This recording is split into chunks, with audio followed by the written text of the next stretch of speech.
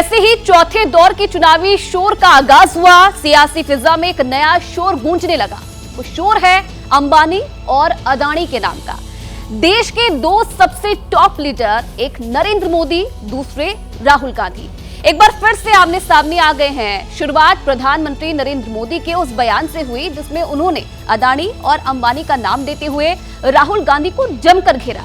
जवाब में राहुल गांधी ने भी पलटवार करने में देरी नहीं की। सबसे पहले आपको प्रधानमंत्री मोदी और राहुल गांधी की बड़ी बातें बता देते हैं, फिर 2024 के लोकसभा चुनाव की सबसे तीखी टक्कर भी सुनाएंगे। और इसी बीच बड़ी खबर भी आपको बता दें, इसी से जुड़ी हुई। पीएम मोदी ने कल तेलंगाना की रैली में राहुल गांधी पर निशाना साधा था।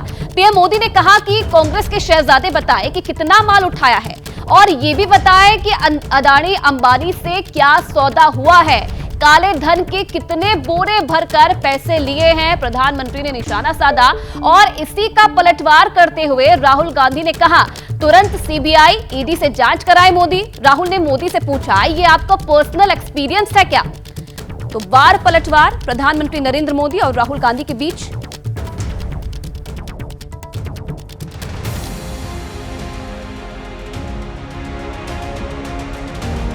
प्रचार युद्ध में अंबानी और अदानी के नाम पर सियासी पारा हाई है।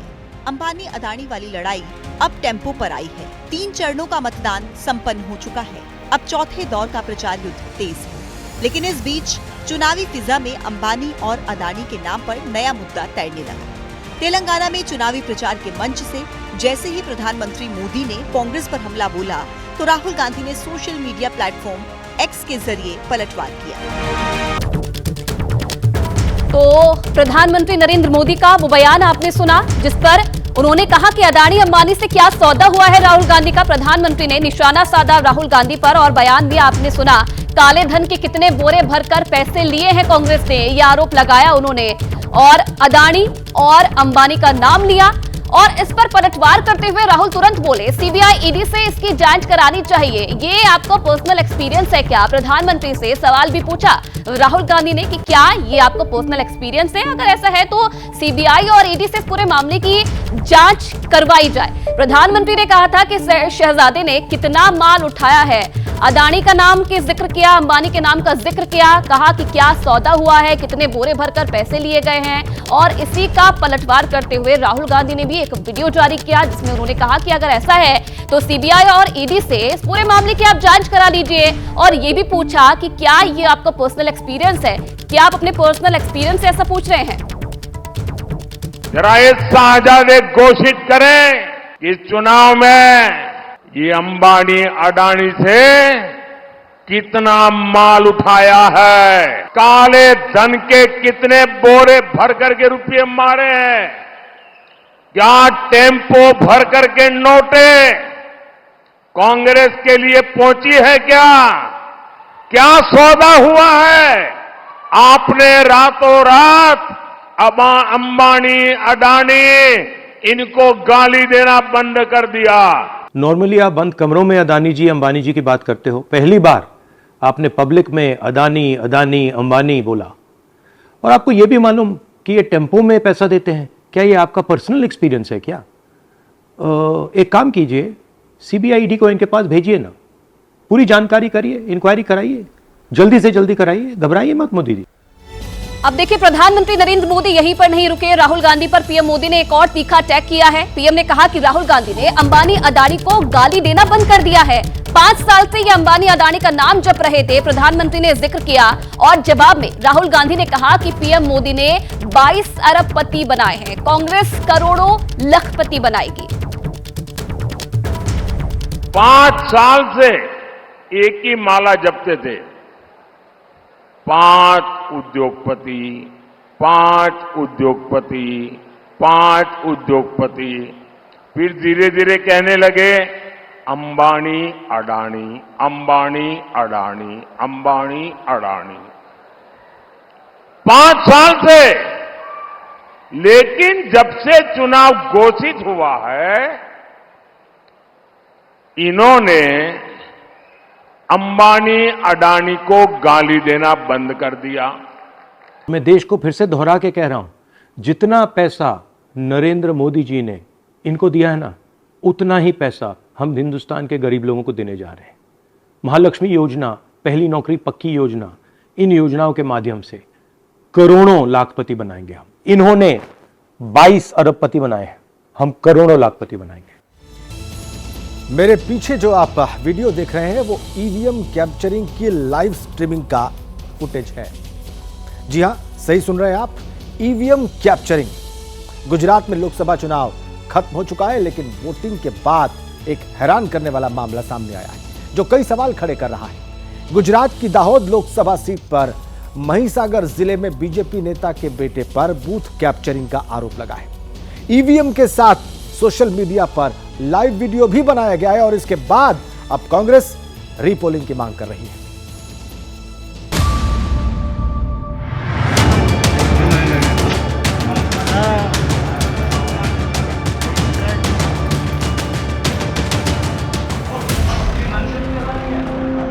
चार मिनट से ज्यादा के इस वीडियो ने बवाल मचा दिया है।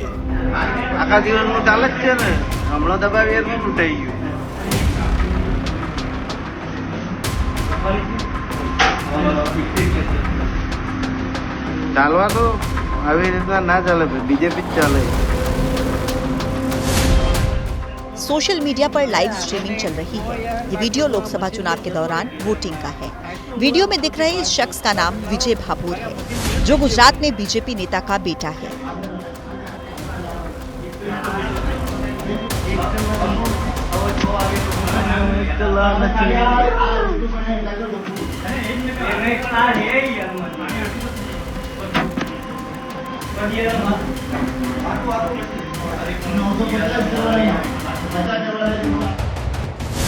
ये मामला महिसागर जिले के दाहोद लोकसभा सीट का है।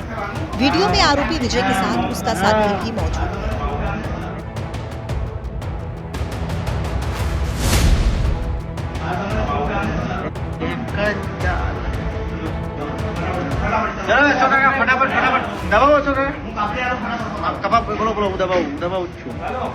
जैसे ही वीडियो सामने आया, गुजरात की सियासत में नया संग्राम छिड़ गया। बुधवार सुबह दाहोद लोकसभा सीट से कांग्रेस की प्रत्याशी डॉक्टर प्रभाबेन तावियाड ने केस दर्ज कराया। एफआईआर होने के बाद विजय ने वीडियो तो डिलीट कर दिया, लेकिन तब तक लोग इस वीडियो को देख चुके थे। कई लोगों ने इसके स्क्रीनशॉट भी शेयर किए।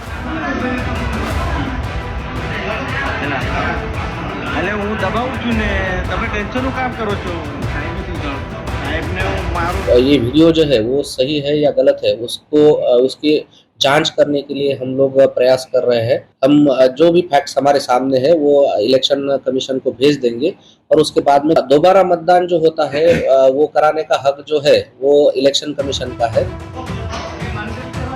पुलिस ने इस मामले में 2 लोगों को हिरासत में लिया है, लेकिन मुख्य आरोपी विजय भाभोर अब भी फरार है। कांग्रेस दाहोद सीट पर फिर से वोटिंग की मांग कर रही है। बीजेपी प्रत्याशी पर फर्जी वोटिंग का आरोप लगाया है। आरोप है कि विजय ने अपने साथियों के साथ मिलकर फर्जी वोटिंग की। गुजरात की दाहोद सीट पर 7 मई को वोटिंग हुई है। दाहोद सीट पर बीजेपी के जसवंत सिंह भाभोर और कांग्रेस की प्रभा तवियाड के बीच टक्कर है। जसवंत सिंह लगातार 2 बार से यहाँ के सांसद हैं, अब तीसरी बार चुनावी मैदान में हैं। वहीं प्रभा तवियाड महिला कांग्रेस की उपाध्यक्ष रह चुकी हैं। लिहाजा इस सीट पर रीपोलिंग होगी या नहीं, ये तो जांच के बाद चुनाव आयोग फैसला लेगा। लेकिन इस मामले में सवाल ड्यूटी ऑफिसर पर उठ रहे हैं। सवाल है कि ड्यूटी स्टाफ ने उस वक्त या उसके बाद चुनाव आयोग से शिकायत क्यों नहीं की।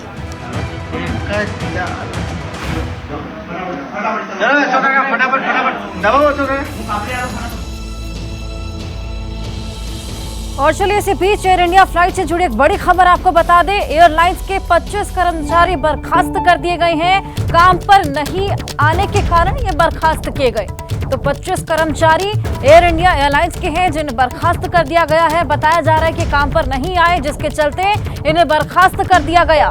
तो स्टाफ की कमी यहाँ पर देखने को मिली है। एयर इंडिया फ्लाइट में आपको पता है कि 25 कर्मचारी थे जिन्हें बर्खास्त किया गया है क्योंकि वो काम पर नहीं आ रहे थे। इस पूरे मामले पर और जानकारी लेंगे, हमारे संवाददाता हमारे साथ जुड़े हैं।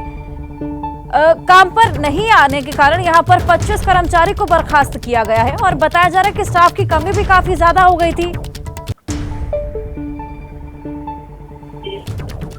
जी बिल्कुल, एयर इंडिया एक्सप्रेस जिस प्रकार से 3 दिनों से ये समस्या सामने आ रही है, अचानक से मंगलवार की शाम को कर्मचारियों ने काम पर रिपोर्ट करना बंद कर दिया था और मास सिक लीव पर चले गए थे। अपनी तबीयत खराब होने का हवाला देते हुए फोन स्विच ऑफ कर लिया था, जिसकी वजह से एयर इंडिया एक्सप्रेस की कई सेवाएं प्रभावित हुई थी। 70 से अधिक फ्लाइट या तो कैंसिल करनी पड़ी या तो रीशेड्यूल करनी पड़ी या फिर उस फ्लाइट में देरी हुई। इसकी वजह से पूरी सेवा प्रभावित हुई और कल एक मीटिंग भी बुलाई गई थी और आज आपको बता दें, आज भी एक टाउन हॉल मीटिंग बुलाई गई है जिसमें एयर इंडिया के सीईओ, एयर इंडिया एक्सप्रेस के सीईओ और एमडी जो कर्मचारी हैं उनसे बात करेंगे। लेकिन बड़ी बात यह है कि 25 कर्मचारियों को टर्मिनेट कर दिया गया है। उनको जो टर्मिनेशन लेटर दिया गया है उसमें इस बात का जिक्र किया गया है कि आपके अपॉइंटमेंट के अनुसार जो आपने नियमों को तोड़ा है, यानी जो फ्लाइट जिसकी वजह से प्रभावित हुई है, सेवाएं प्रभावित हुई हैं, उन नियमों को आपने तोड़ा है और आप मास सिक लीव पर गए हैं, जो कि ये क्लॉज के अगेंस्ट में है और इसी क्लॉज के अंतर्गत 25 कर्मचारियों को टर्मिनेट कर दिया गया है। और आज सीईओ और एमडी एक टाउन हॉल मीटिंग करने वाले हैं जो मौजूदा हालात पर चर्चा करेंगे। चूंकि कई कर्मचारियों को टर्मिनेट कर दिया गया है और अभी भी ये जो सेवाएं हैं पूरी तरह से स्थिर नहीं हो पाई है, इसलिए आज कई फ्लाइट को रीशेड्यूल किया गया है या फिर कैंसिल भी किया गया है ताकि यात्रियों को कम से कम दिक्कत हो और उन्हें पहले ही इस बात को सूचित कर दिया गया है। जो फ्लाइट कैंसिल या रीशेड्यूल हुई है उसमें कर्मचारियों को जो यात्री हैं उन यात्रियों को या तो दूसरे विमानों में जगह दिया जा रहा है या उन्हें पूरा कंपनसेशन दिया जा रहा है। ऐसी जानकारी एयर इंडिया के जो सूत्र हैं बिल्कुल मृत्युंजय, हमने देखा किस तरीके से क्लॉज के चलते यहाँ पर 25 कर्मचारियों को बर्खास्त कर दिया गया। बहुत शुक्रिया आपका तमाम जानकारी के लिए। बिहार में जब से अनंत सिंह पैरोल पर जेल से बाहर आए हैं तभी से सियासी चर्चा के केंद्र बिंदु में है। मुंगेर की सियासी लड़ाई बेहद दिलचस्प हो गई है। मुंगेर में जंग अब बाहुबली बनाम बाहुबली हो गई है, लेकिन सवाल है कि क्या अनंत सिंह के भरोसे ललन सिंह लोकसभा पहुंचेंगे? ये रिपोर्ट देखिए।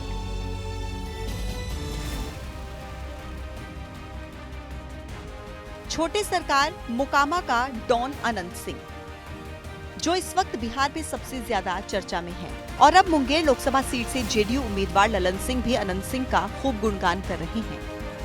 यह पूरा इलाका तो अनंत बाबू का इलाका है। यहाँ तो ऐसे भी कम अन्याय होता था, अनंत बाबू न्याय करते थे, तो ये तो उनका इलाका है और इसीलिए वो छोटे सरकार के नाम से ज्यादा जाने जाते थे। ये वही अनंत सिंह है जिसके सामने कानून व्यवस्था धरी की धरी रह जाती थी। अब चुनाव के दौर में अनंत सिंह 15 दिन पैरोल पर जेल से बाहर आए हैं और जब से जेल से बाहर निकले हैं बिहार में चुनावी दिशा और दशा दोनों ही बदल गई। मुंगेर लोकसभा क्षेत्र की 3 सीटों पर जबरदस्त पकड़ रखने वाले अनंत सिंह राजनीति के वो खिलाड़ी हैं जो अपनी एक चाल से यहाँ की सियासी तस्वीर बदलते रहे हैं। यही वजह है कि ललन सिंह अब सियासत के इसी खिलाड़ी की तारीफ में कसीदे गढ़ रहे हैं। यह पूरा इलाका तो अनंत बाबू का इलाका है। यहाँ तो ऐसे भी कम अन्याय होता था, अनंत बाबू न्याय करते थे, तो ये तो उनका इलाका है और इसीलिए वो छोटे सरकार के नाम से ज्यादा जाने जाते थे। लेकिन हम आप एक बात हम आपसे कहने के लिए, इन नया नौजवान लड़का सबका तो वो दिन नहीं देखा है, लेकिन जो बुजुर्ग लोग यहाँ हैं उन्होंने लालू यादव और राबड़ी देवी के राज को देखा है, जहां आतंक का राज चलता था और जंगल राज चलता था। ऐसा शायद इसलिए भी है क्योंकि जहां जहां अनंत सिंह जा रहे हैं तो लोगों की भीड़ फूल मालाओं के साथ उनका स्वागत कर रही है। मुंगेर लोकसभा सीट पर 13 मई को वोटिंग है। ललन सिंह का मुकाबला कुख्यात अशोक महतो की पत्नी अनीता देवी से है। अशोक महतो की गिनती भी बिहार के बाहुबलियों में होती है। मैं आपकी यहाँ की बहू हूँ और मेरा हक है आपसे हाथ जोड़कर विनती करने का, और आपके जो छोटे सरकार हैं यहाँ के बेटा हैं उनका भी हक बनता है आपसे अनुरोध करने का और हाथ जोड़कर विनती करने का। अनंत सिंह का मुंगेर लोकसभा सीट पर काफी प्रभाव है, जिसका फायदा सीधे सीधे ललन सिंह को मिलेगा। अनंत सिंह की पत्नी मोकामा विधानसभा सीट से विधायक हैं और खुद अनंत सिंह 6 बार मोकामा से विधायक रह चुके हैं। फिलहाल अनंत सिंह के जेल से बाहर आने के बाद क्षेत्र में मुकाबला बाहुबली बनाम बाहुबली का हो गया है। 2019 के लोकसभा चुनाव में जेडीयू के ललन सिंह चुनाव जीते थे। ललन सिंह ने अनंत सिंह की पत्नी नीलम देवी को हराया था। महाराष्ट्र के अमरावती से सांसद और बीजेपी उम्मीदवार नवनीत राणा ने हैदराबाद में ओवैसी ब्रदर्स पर निशाना साधा है। ये बोलते हैं कि 15 मिनट पुलिस हटा लो, तुम्हें 15 मिनट लगेंगे, हमें सिर्फ 15 सेकंड लगेंगे। ये नवनीत राणा बोलते नजर आए। 15 सेकंड पुलिस को हटाया तो दोनों भाइयों को पता नहीं चलेगा कहां से आया और कहां गया। तो ये बयान नवनीत राणा का, जो यहां पर हैदराबाद में ओवैसी ब्रदर्स पर निशाना साधते नजर आए। छोटा बोलता है कि पुलिस को 15 मिनट हटा दो, तो हम दिखाएंगे बोले कि क्या कर सकते हैं। छोटे को मेरा कहना है तेरे को 15 मिनट लगेंगे छोटे, और हमको सिर्फ 15 सेकंड लगेंगे। 15 सेकंड पुलिस को हटाया, 15 सेकंड अगर पुलिस को हटाया तो छोटे को बड़े को ये पता नहीं लगा कहां से आया और कहां को गया। आकाश आनंद पर कार्रवाई को लेकर समाजवादी पार्टी के अध्यक्ष अखिलेश यादव ने मायावती पर तंज कसा है। अखिलेश ने कहा, लोकतंत्र, संविधान और आरक्षण बचाने के लिए बाबा साहेब के अनुयायी समाजवादी पार्टी के साथ आए। 3 चरणों में बीएसपी की एक भी सीट नहीं आ रही और इस बार बीजेपी का सीधा मुकाबला समाजवादी पार्टी से है। बीएसपी को वोट देकर अपना मत खराब ना करें। वहीं मायावती ने कहा कि बीएसपी संगठन में क्या चल रहा है, इस पर दलित विरोध एसपी कोई टिप्पणी ना करे तो बेहतर होगा। तो बीएसपी को देकर वोट खराब ना करें। अखिलेश यादव यहां पर हमलावर नजर आए। 3 फेज में बीएसपी की एक भी सीट नहीं रहेगी। मायावती ने भी अखिलेश यादव पर पलटवार किया है और अखिलेश हमारी चिंता ना करें, ये मायावती बोलती हुई नजर आई। और चलिए सबसे पहले आपको बताते हैं कि अखिलेश यादव ने मायावती की पार्टी बीएसपी को लेकर क्या कुछ कहा, फिर आपको मायावती का पलटवार भी दिखाएंगे। देखिए, ये वही पोस्ट है जो कि अखिलेश यादव ने किया था बीएसपी को लेकर।